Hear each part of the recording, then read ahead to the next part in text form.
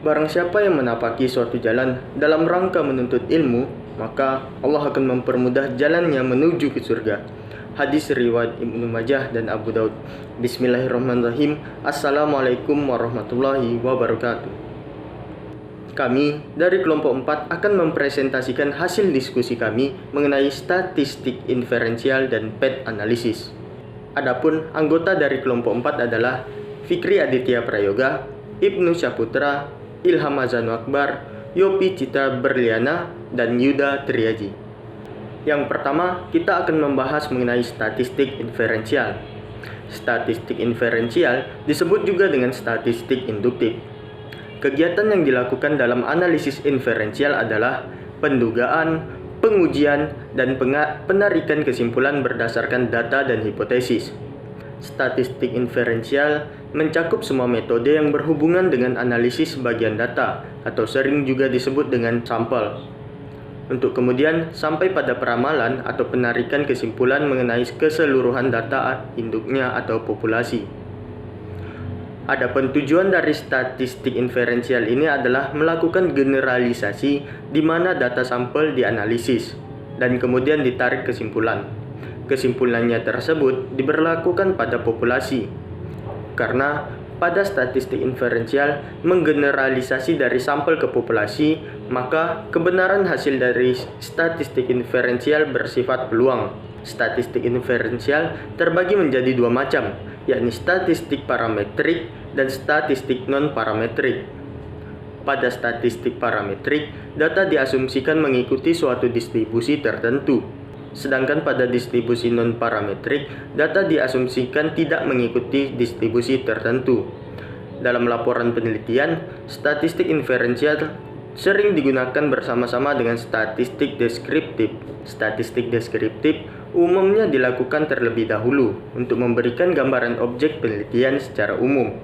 Kemudian diteruskan dengan statistik inferensial guna melakukan pendugaan dan pengujian. Statistik inferensial atau induktif adalah statistik bertujuan menaksir secara umum suatu populasi dengan menggunakan hasil sampel, termasuk di dalamnya teori penaksiran dan pengujian teori. Statistik inferensial digunakan untuk melakukan yang pertama, generalisasi dari sampel ke populasi. Yang kedua, uji hipotesis.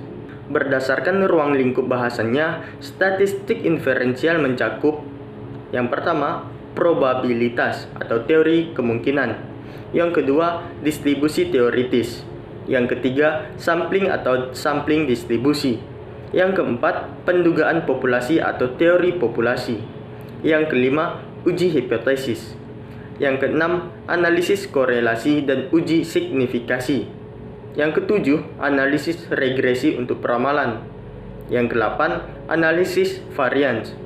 Dan yang kesembilan, analisis covariance. Selanjutnya kita akan membahas mengenai PET analisis. Ada banyak definisi mengenai PET analisis menurut para ahli. Yang pertama, menurut Strainer, PET analisis atau analisis jalur merupakan perluasan dari regresi linear berganda dan yang memungkinkan analisis model-model yang lebih kompleks. Yang selanjutnya, menurut Robert Rutherford, analisis jalur merupakan suatu teknik untuk menganalisis hubungan sebab akibat yang terjadi pada regresi berganda.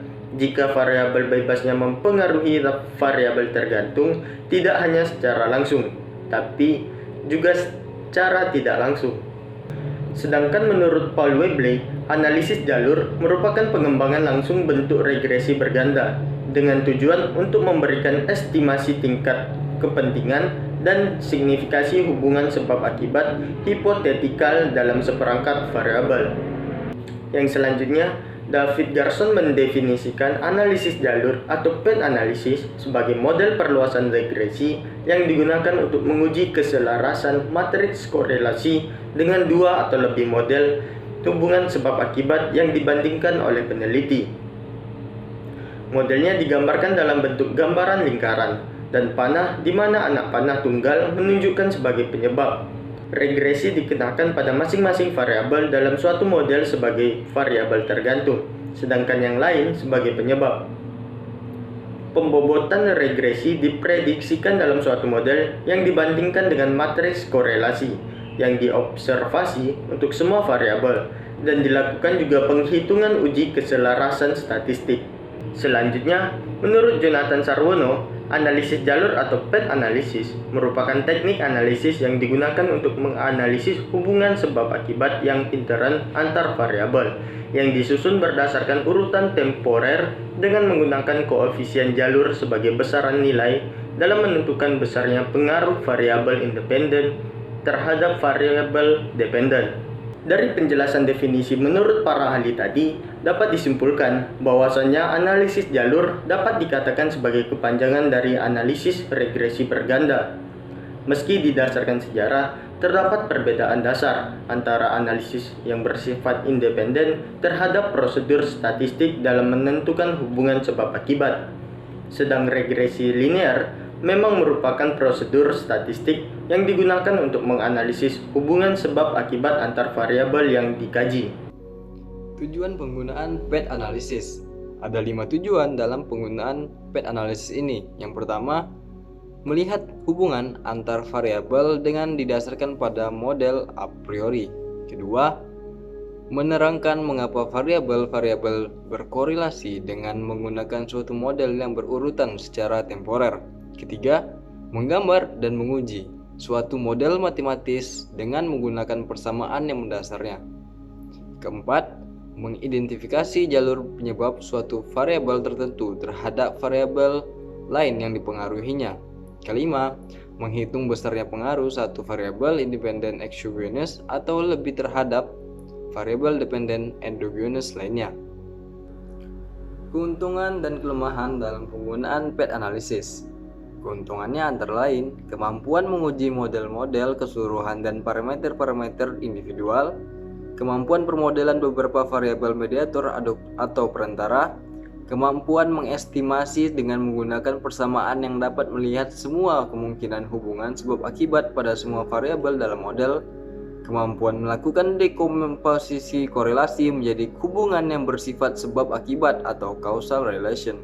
Kelemahannya antara lain tidak dapat mengurangi dampak kesalahan pengukuran. Path analysis hanya mempunyai variabel-variabel yang dapat diobservasi secara langsung. Path analysis tidak mempunyai indikator-indikator suatu variabel lain. Path analysis merupakan perpanjangan regresi linear berganda, maka semua asumsi dalam rumus ini harus diikuti. Sebab akibat dalam model hanya bersifat searah atau one direction, tidak boleh bersifat timbal balik. Selanjutnya, asumsi-asumsi dan prinsip-prinsip dasar dalam path analysis, antara lain linearitas atau linearity, kolinear, model rantai sebab akibat, aktivitas atau additivity, hubungan sebab akibat yang tertutup atau causal closure, koefisien beta, koefisien determinasi, data metrik berskala interval, variabel-variabel residual, istilah gangguan atau disturbance terms. Selanjutnya, multikolinearitas yang rendah, resursivitas, spesifikasi model, input korelasi, terdapat ukuran sampel yang memadai, tidak terjadi multikolinearitas, sampel sama dibutuhkan untuk perhitungan regresi dalam model jalur, merancang model sesuai dengan teori yang sudah ada. Karena perhitungan analisis jalur menggunakan teknik regresi linear, maka asumsi umum regresi linear sebaiknya diikuti, yaitu yang pertama, model regresi harus layak. Yang kedua, prediktor yang digunakan sebagai variabel bebas harus layak. Ketiga, koefisien regresi harus signifikan. Keempat, tidak boleh terjadi multikolinearitas. Kelima, tidak terjadinya autokorelasi. Model-model dalam path analysis. Nah, teman-teman, pada bagian ini penulis akan menguraikan model-model yang ada dalam path analysis. Berikut ini model-model yang bersumber dari buku Path Analysis untuk Riset Bisnis edisi kelima tahun 2010 karya Sarwono. Ada 4 yang terkandung di dalamnya. Yang pertama, model regresi linear berganda. Yang kedua, model mediasi. Yang ketiga, model gabungan antara regresi berganda dan mediasi. Dan yang keempat adalah model kompleks. Teman-teman, tahap selanjutnya adalah persyaratan dan tahapan dalam menggunakan path analysis. Persyaratan mutlak yang harus kita penuhi untuk menggunakan PET analysis. Ada 5. Yang pertama, data metrik berskala interval. Yang kedua, terdapat variabel independen exogenus dan dependen endogenus untuk model regresi berganda, dan variabel perantara untuk model mediasi dan model gabungan, mediasi, dan regresi berganda serta model kompleks. Yang ketiga adalah ukuran sampel yang memadai.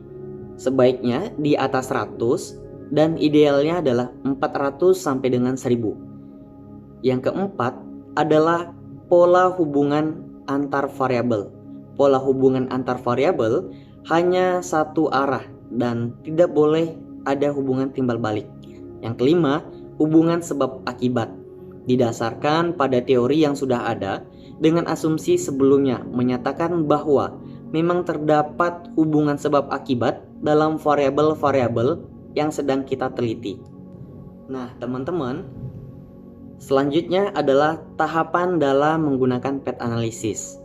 Ada 5. Yang pertama, merancang model didasarkan pada teori. Sebagai contoh, kita akan melihat pengaruh variabel kualitas produk, harga, dan pelayanan terhadap tingkat kepuasan pelanggan berangkat dari teori yang ada. Kemudian kita membuat model yang dihipotesiskan. Yang kedua adalah model yang dihipotesiskan. Yang ketiga, menentukan model diagram jalurnya didasarkan pada variabel-variabel yang dikaji. Yang keempat, membuat diagram jalur. Dan yang kelima, membuat persamaan struktural.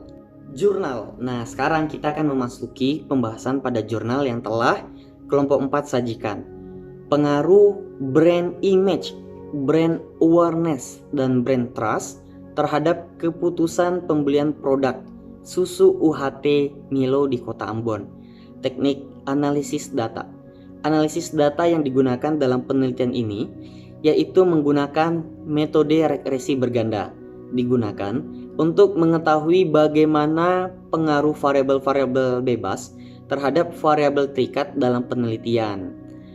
Alasan menggunakan PET analysis karena hubungan sebab akibat didasarkan pada teori yang sudah ada dengan asumsi sebelumnya menyatakan bahwa memang terdapat hubungan sebab akibat dalam variabel-variabel yang diteliti oleh si peneliti. Jurnal kedua, analisis pengaruh citra merek terhadap keputusan pembelian Starbucks Coffee Dutamal Banjarmasin. Teknik analisis data.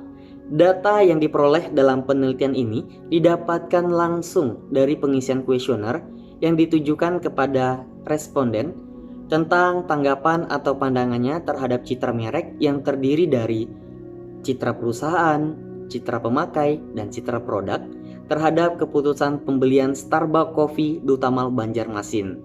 Alasan menggunakan PET analysis karena hubungan sebab akibat didasarkan pada teori yang sudah ada dengan asumsi sebelumnya menyatakan bahwa memang terdapat hubungan sebab akibat dalam variabel-variabel yang sedang diteliti oleh si peneliti. Mungkin itu saja yang dapat kami sampaikan dari kelompok 4. Terima kasih atas segala perhatian dan mohon maaf atas segala kekurangan. Wabillahi taufik wal hidayah. Wassalamualaikum warahmatullahi wabarakatuh.